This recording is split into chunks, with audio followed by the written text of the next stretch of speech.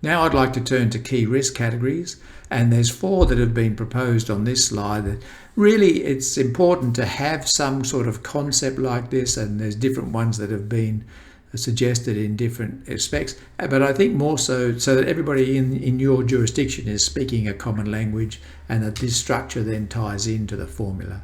So underwriting risk, it looks at things about what happens with the insurance products themselves and what adversity might arise from those products. Market risk is very much coming from how the investments operate and the values of those investments over time affecting capital and the security of policyholders, and the interrelationship between those values and the values of the liabilities.